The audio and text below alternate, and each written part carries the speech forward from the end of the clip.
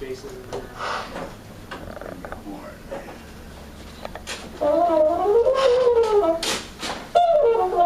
How many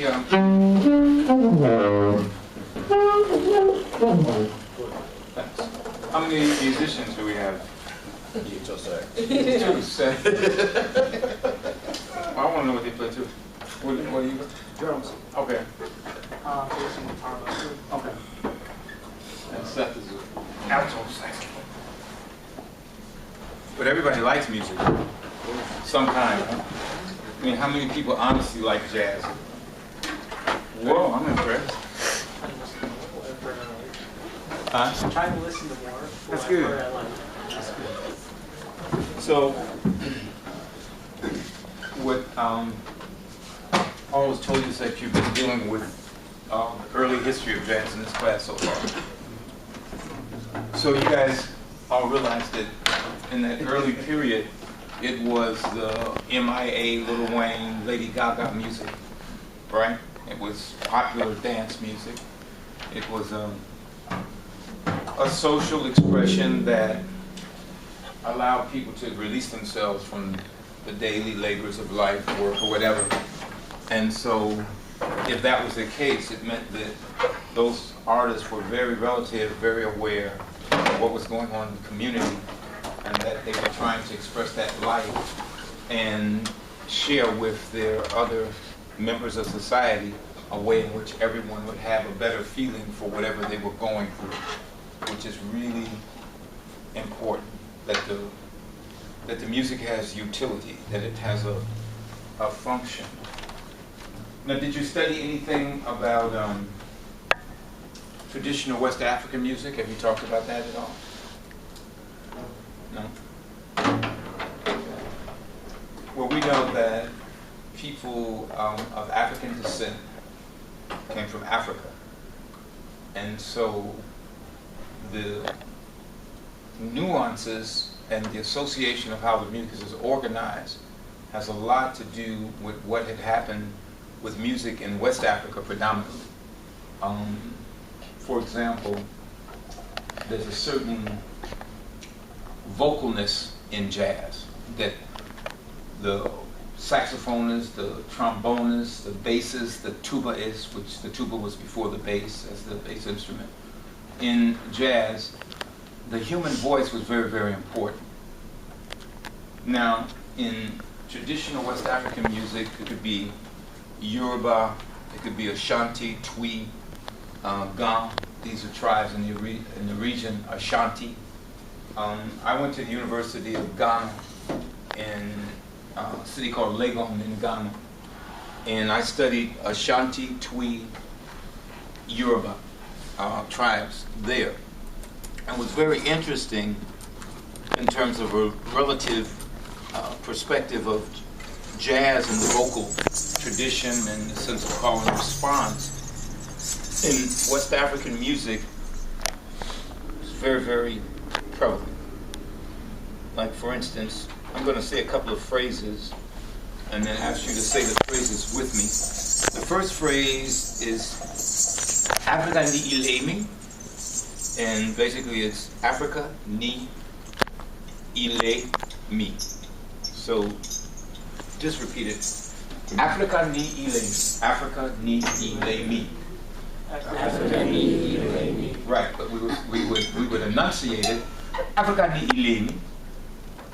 Africa ni ilemi. I'm trying to get you in there. Right, and the thing of it, you know what I mean? And so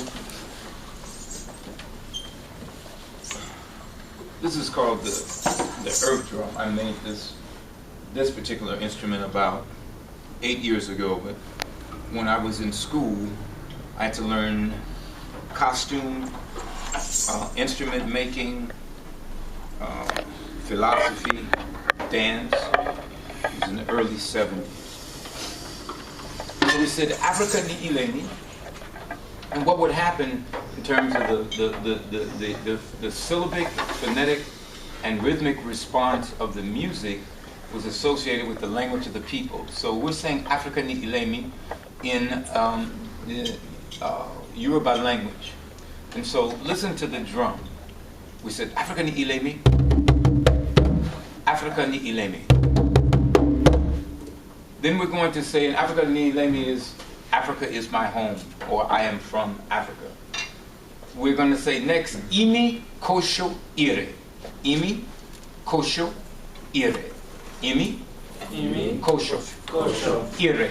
Imi Kosho Ire. Man, y'all are good. So, here we go. Imi Kosho Ire. I'm sorry, Africa ni Ilemi. Imi Kosho Ire. If we said Africa ni Ilemi, Imi Kosho Ire is which I love or that I love. So, Africa ni Ilemi, Imi Kosho Ire. If I said what's happening, taking the rhythm, taking the sound, which all music is organized sound, using the language, when the African drummer would actually play, it wasn't like signals. It was actually the same phonetics that was in the language was played in the instrument. So the same thing is translated in terms of jazz, in terms of, if I said,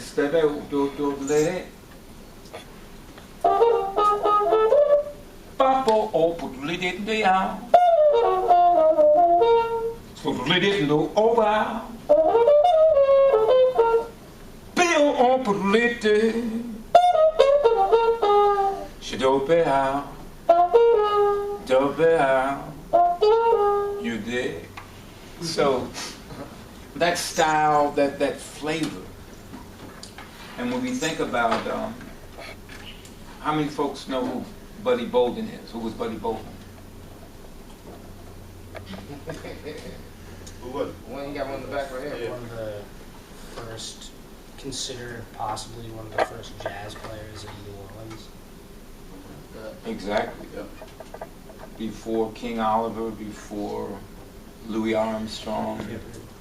Yeah, this cat, he was a genius, but he died in a nut house. You know, sometimes you can be so ahead, and some people think you're crazy, then you start thinking you're crazy. But before Louis Armstrong, before anybody understood the form, the combination of marching rhythms with European melody, with African polyrhythmic sensibility, he was feeling that stuff. And he was able to intellectually interpret it and share it with his community. Then that community would engage in a collaborative sense of ideas. And through that collaborative sense of ideas, a form would be developed. And we know that as jazz culture. I find it interesting today in terms of the cognitive confluence between right and left brain movement, that now even corporations are studying improvisation. They're studying the idea of collaborative contextual work. No matter what business that you're in, jazz is actually becoming a utility, a lifestyle experience. We don't necessarily know it as jazz, but the idea of improvising on the theme and in structure is becoming a part of popular organization in society. And these ancient principles, we're going to start, let's just do a rhythm. We're going to take him to the village. And we're going to come up as we, groove today. We'll come from doing a traditional, West African rhythm and chant. And then we'll move up. Do like a color. We'll just keep moving up. And we want you to just groove with us. And what we want to have happen is like, time is kind of relative. I mean, what's old, what's new, things change like in fashion. We're starting to see MC Hammer Pants again. I thought they would never come back. So you never know with fashion, with time, what happens. So groove with us. We're going to go way back for a minute. Feel an energy.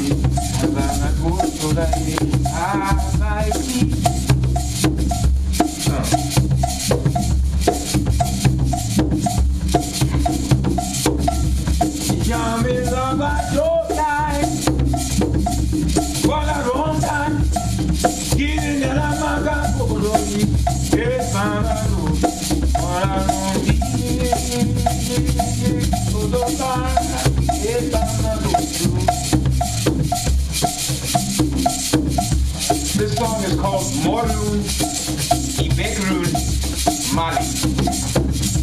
Morun Ibegrun Mali. When I learned this song about your age, 18, 19, 20, I didn't understand it. Now this song is about a guy named Ade. His name is Ade. And he lives at home with his parents. But the only problem, he's 50 years old. And they want him to leave. He's kind of been there long enough, you know what I mean? And it's actually a song of hope. So they're hoping he gets married. They're hoping he gets a job. They're hoping that he gets on with his life. So it says, Moruri Begumani, Nikaro Mukuta. What are you doing? We hope you can see it. And we hope that you will find your way.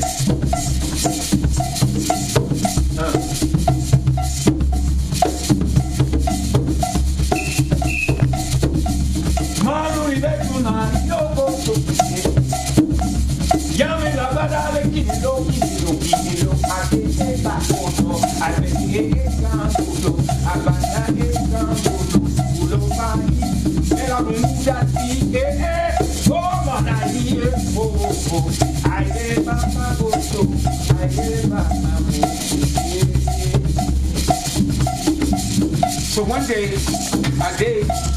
he tells his mother, his father, there's an old auntie that lives with them.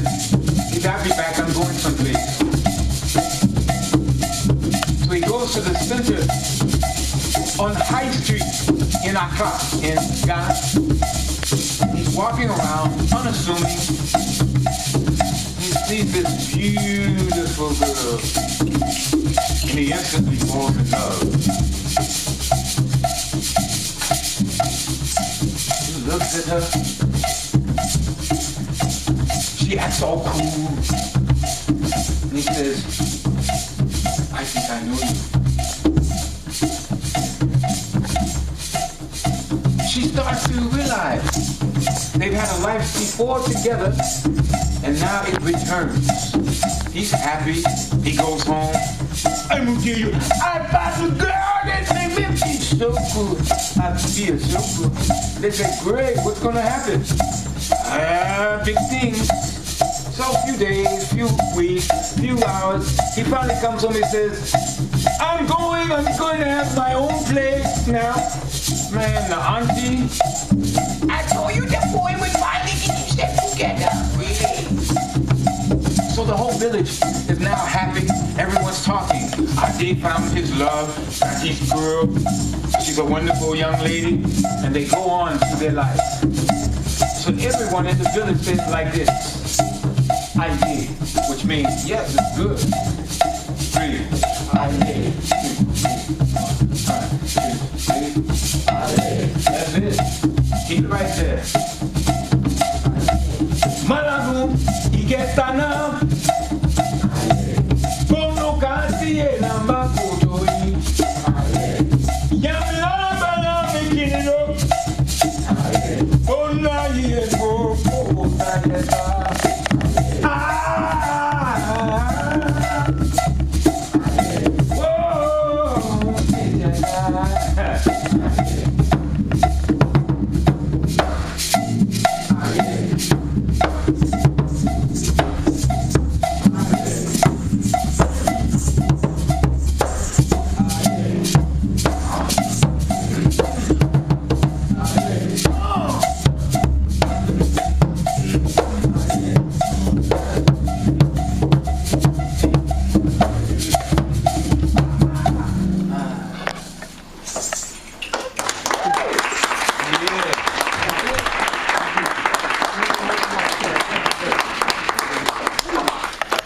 So, you know, but you can also interpret that as early pre-James Brown. You know, it's got to be on the good foot. It's got to feel good. It's got to be in the pocket. The sense of the heartbeat. Now, with the heart going, it's grooving. You also have to think how the ideas are manifest. And that's what, to me, is so beautiful about the science of the music. It's heartfelt. But can you imagine? Louis Armstrong was 19, 20, 22 years old, playing at that time the most sophisticated new form of art on the planet. Another thing that people don't think about is Louis Armstrong. Incredible guy. No legal capacity as an ambassador, but more people knew Louis Armstrong than even some presidents because of his sense of giving and how that art form, people all over Europe, Africa, South America, were all playing jazz. This infectious, positive, infectious spirit of gathering that brings together heart and mind.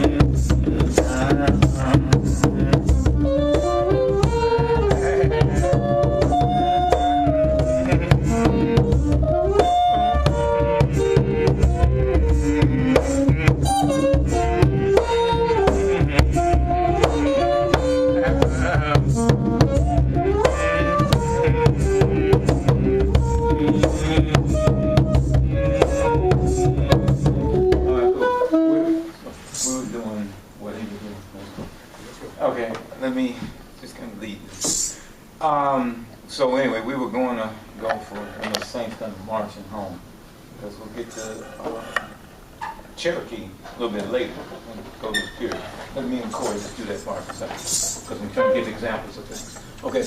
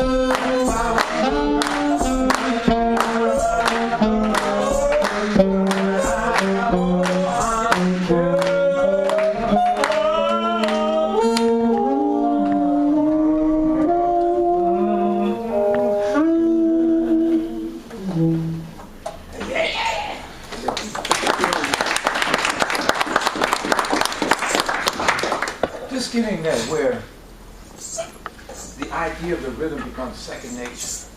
Like if we just took 4/4, right? Time, and we said 1.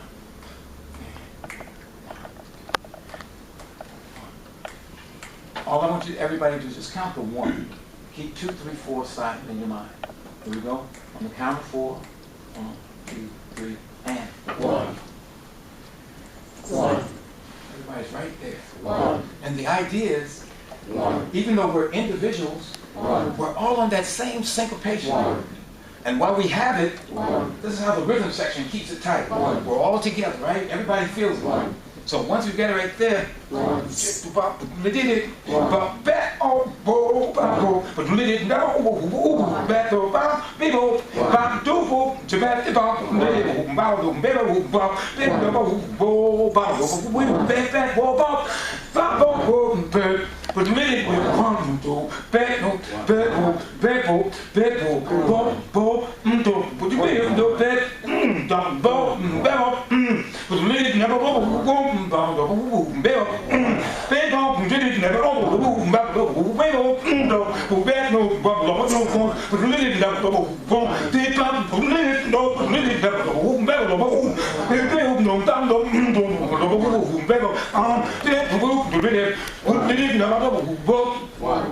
It always stays there. That you can improvise, you can go anywhere you want, and it doesn't change. And even the success of someone like the career, say, of Snoop as a rapper, he's had 20 years because he's rhythmically tight. He knows how to keep the groove and move with the ideas. His text is not necessarily that sophisticated, but his sense of rhythm and the quality of the groove is just tre, most important in the music. We're going to move up, and now we'll do that. Let's do a little bit of Cherokee.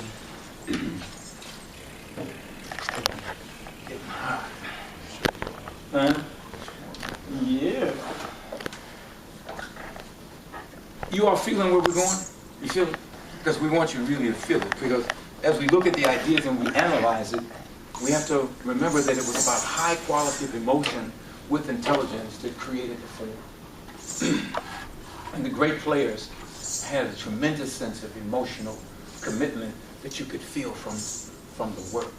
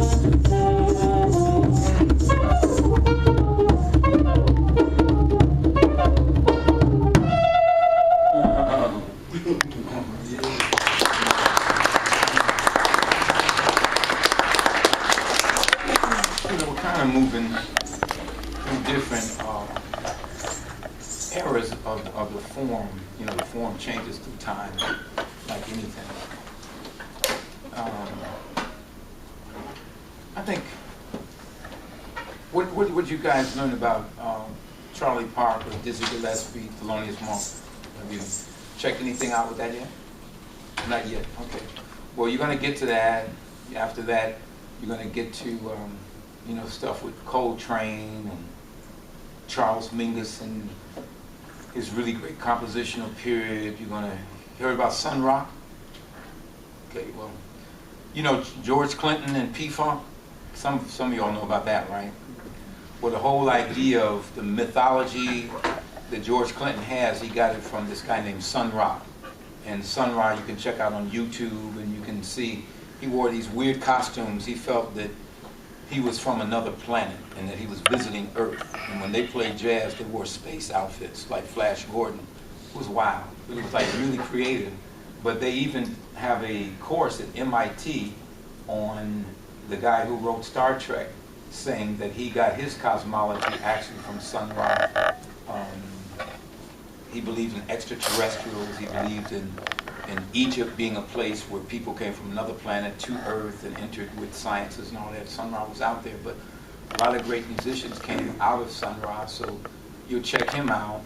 Then the period that we come through called the AACM, the Association for the Advancement of Creative Musicians, and what we call avant-garde jazz, or what critics define, we come out of that period of history in the 60s and early 70s, and then you'll check out eventually the stuff with M-Boom, young folks like Bradford Marcellus and Cassandra Wilson and Steve Coleman in the late 80s, early 90s, and then you'll get to people like Bobby Previtt and Wayne Horvitz and a lot of stuff, John Zorn in the New York scene in the mid-90s in the Village, and then there's a lot of different things happening with European music, with jazz, a lot of stuff happening, you know, with Brazilian music, with Cuban music, and then great young musicians like Corey Wilkes that are coming today, mixing together hip-hop and house music and jazz and soul and avant-garde, and just saying that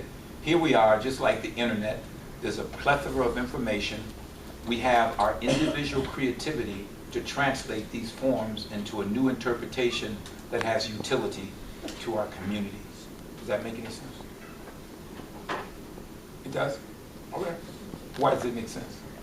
Somebody give me just an idea of what I mean in terms of all this information, community, and how art, how do we utilize art? Because it's important. How do we utilize art? Anybody? Yeah. So relatability, it doesn't have barriers. And Yeah, exactly. it definitely transcends language as you know, a block in between people. Everybody can relate to that beat or no. Absolutely. There's no. It's the expression of the intangible. And as you said, like, time is subjective and relative, and things that we thought would never come back are coming back in new ways. And I guess that's your way of saying like how these avant-garde artists are mixing it up with house music and hip hop these days. Exactly.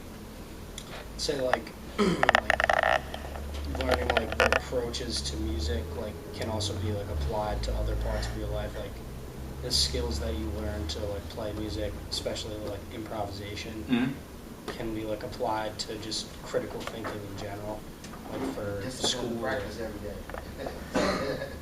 Yeah. Yeah. But you know, even something as simple as what we eat off of was improvisation at one point. A plate is something that we utilize, but at some point someone had to think of it. And they had to adjust with phenomena, with matter, and they would come with their idea to figure out how to translate that matter into something that was functional. Now, whether it be in a physical matter or a form of ether, our ideas permeate our ability to translate phenomena so that it becomes useful in our lives. And so to think about jazz in the experience in America, from slavery to Western capitalism, through information, through trade and commerce, that this art form develops with people then translating, going to World War I and going to Europe, and then people in Europe catching on to this, and people in South America hearing about it. And in every place it goes, everyone's able to adapt the form to their own experience and then recreate that form with an identity that then comes to the whole.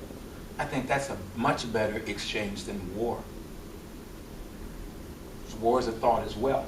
And we analyzed in order to develop bombs and napalm and atom bombs and all of this. And so I think that we're starting to look at culture as a better vehicle of translation of our connections to each other, and that we can actually use art in a way to resolve conflict, because we can each be individuals, we can connect to a theme, and then from that we can develop our own independent ideas within a collective synthesis. And that's what this music has done from decade to decade to decade. And so you guys have a great teacher who's also a great player. So it should be a lot of fun. That's what I'm hoping happens, you know, as we look at future generations. I at one point was, you know, a young guy, and I really thought that what I experienced in the 60s would have like really been happening. I had like a way out experience, right? I was playing with people like Dizzy Gillespie when I was like 18, 19 years old. This guy, Muhal Richard Abrams, one of Paul's teachers, George Lewis, and I, we started playing music together as teenagers. And so, man, I thought that like this cool, hip jazz lifestyle was going to go on into like the 70s and 80s. It didn't. And so, you know, I liked hanging out, right? And so all the guys that I hung out with in the 70s, by the 80s and 90s, they were like old men, so I didn't have anybody to hang out with. So I started going to dance clubs, like going to house and hanging with DJs, because I still wanted to hang out, but there was no more jazz clubs to hang out.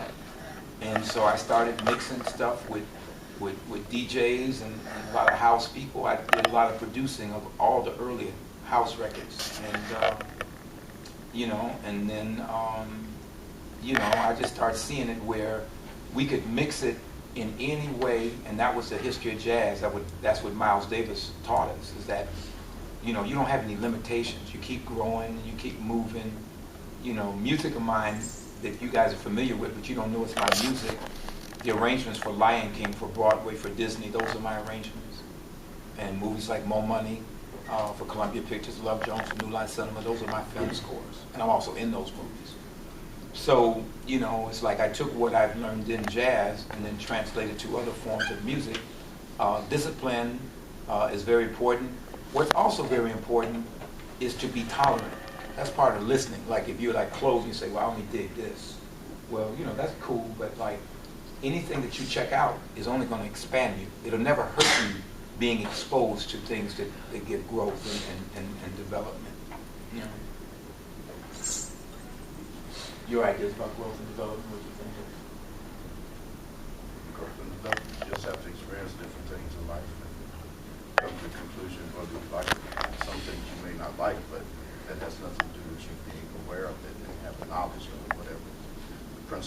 and ideal is.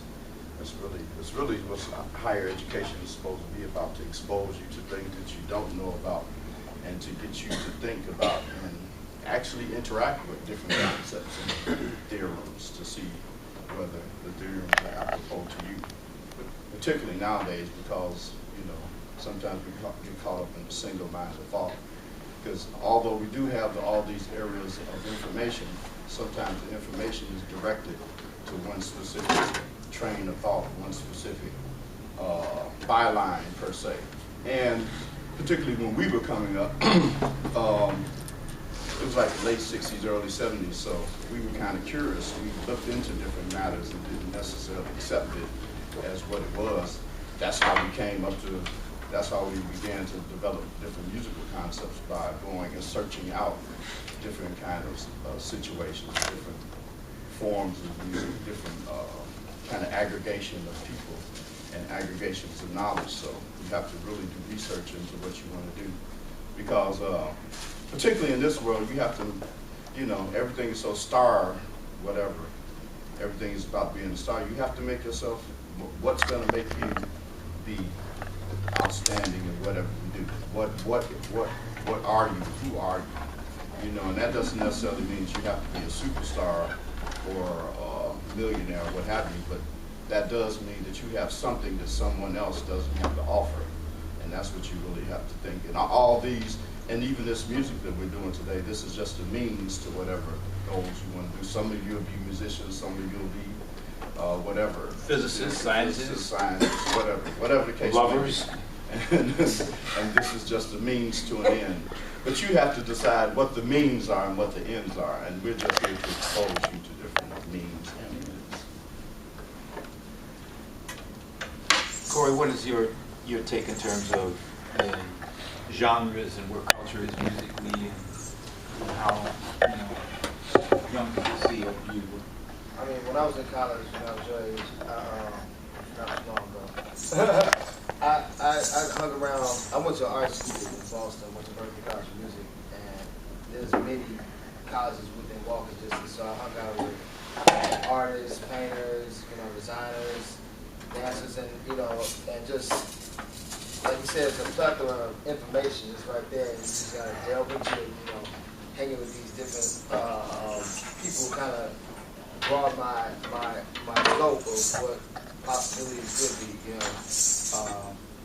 New musicians that were painters, some actors that were musicians as well, and just seeing that there were limitless possibilities. Like even within this group, what we mostly do is not like straight ahead jazz per se, but it's more as you've seen like the West African element, reading bebop and so forth, and it's more of a spiritual thing, kind of like it's like reaching in and touching the soul, and the openness in the music is what is really what I bring to the band stage with my groups as well. It's not necessarily the same musical context as this, but it's helped open up my thoughts for what could be. So I grew up with hip hop. I'm still a hip hop head. I grew up in the 80s and 90s, and that was my thing, and it still is. And I bring all those things and diverse cultures into things that I do. And dances in some of my groups, the whole nine. So and traveling has definitely helped a lot. Going to so many different parts of the world, from Brazil to Japan and all over Europe and the whole nine. So life is just an amazing journey every day. Just you gotta really be in tune with yourself and just really peep what's going on and use your natural intuition to figure things out. Whatever speaks to you, start heading in that direction. Just take it seriously. That sounds good to me. We're going to do an interpretation of Miles Davis's All Blues.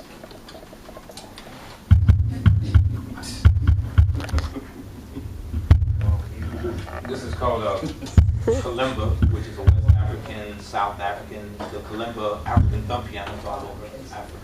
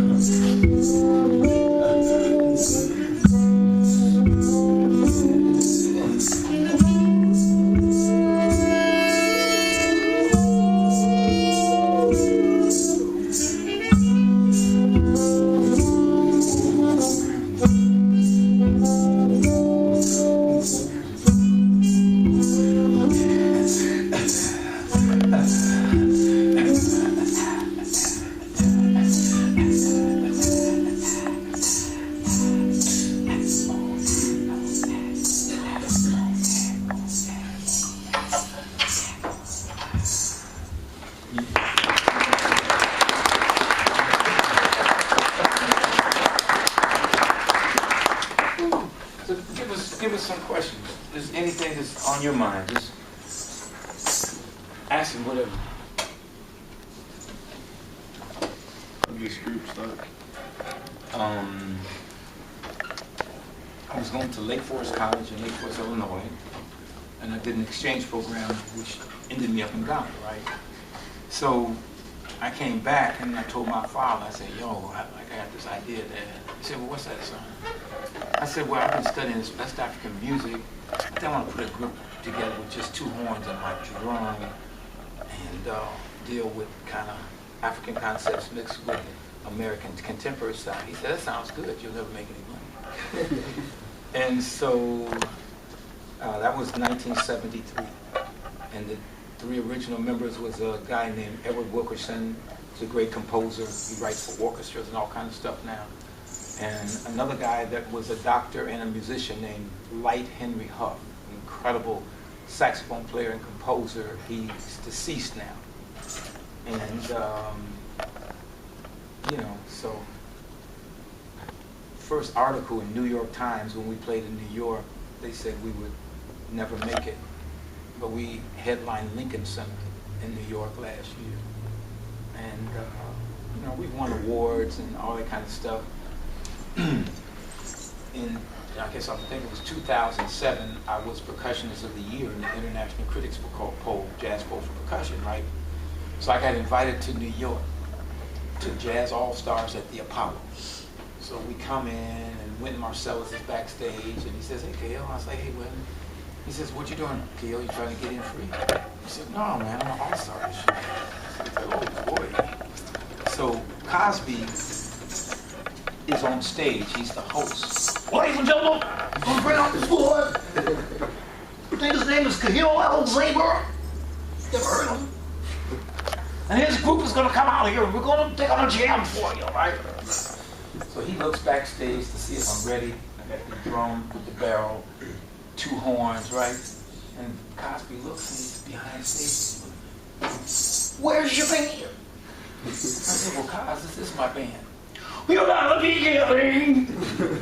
So the audience is dying, right? They're like cracking up. Like, what is this strange stuff these guys are doing?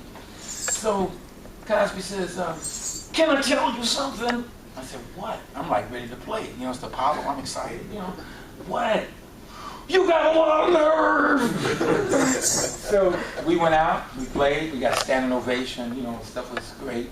And Cosby says, well, what kind of music do you call that? You know, you guys just start doing it? I said, no, we've been doing it for 35 years.